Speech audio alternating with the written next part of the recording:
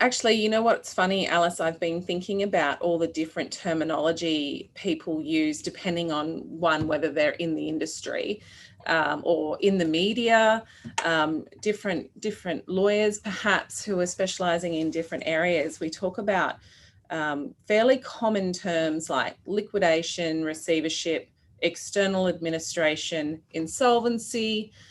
People say corporate insolvency and bankruptcy, or they say personal insolvency and liquidation.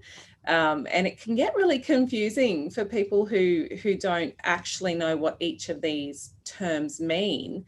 And sometimes they use them interchangeably when they shouldn't, because they're different things. Do you experience that sometimes? I do quite a lot. And I think it's because my practice is both in corporate and personal insolvency, which is how we like to separate it, corporate and personal. I think it stems a lot from the fact that, when we're watching TV a lot of the time, America doesn't really have the same terminology that we have. So their corporate entities go bankrupt. And so that's sort of the colloquial term that we use for insolvency when it comes to the crunch in Australia. But corporate insolvency is when we have companies involved, and personal insolvency is when we have people involved. And I still think actually not all that correct just to refer to all personal insolvency as bankruptcy either, because there are a number of different elements for both personal and corporate insolvency. But in terms of personal insolvency, of course, a person can go bankrupt. Person can also be subject to a Part 10 or a personal insolvency agreement, or even a Part 9, a debt agreement. So those things are all to do with the individual.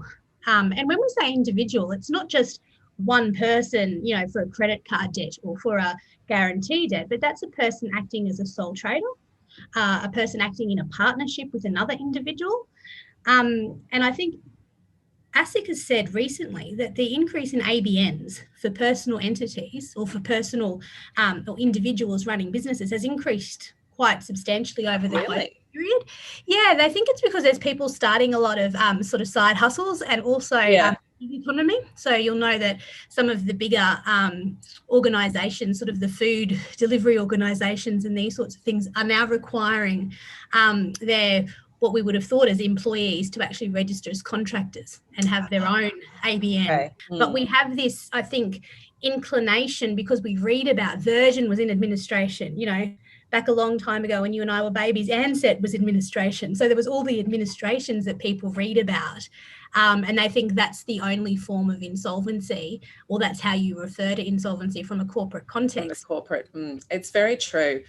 And it's such a misconception even amongst people who really need to know these things, like any business supplying goods on credit and who's hopefully doing checks before they're opening up credit agreements for new clients.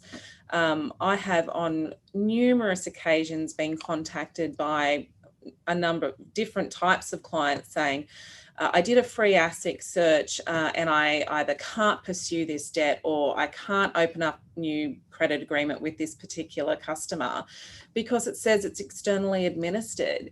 And what we need to appreciate is that tag, externally administered, could mean a number of different things. It could be subject to a voluntary administration period, so have an administrator appointed.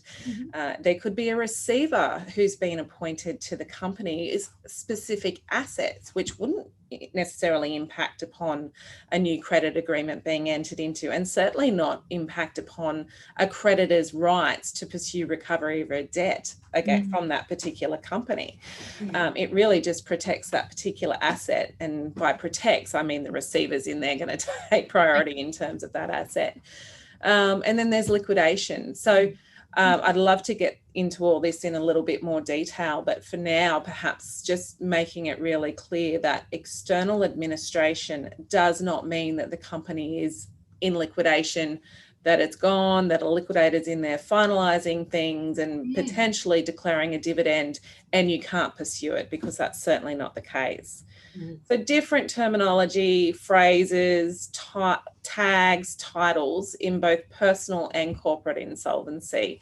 So you have to be mindful in terms of how you're speaking with particularly lay people who are outside of the industry, to make sure it's clear to them what their rights and obligations are, depending on which scenario they're looking at. Exactly.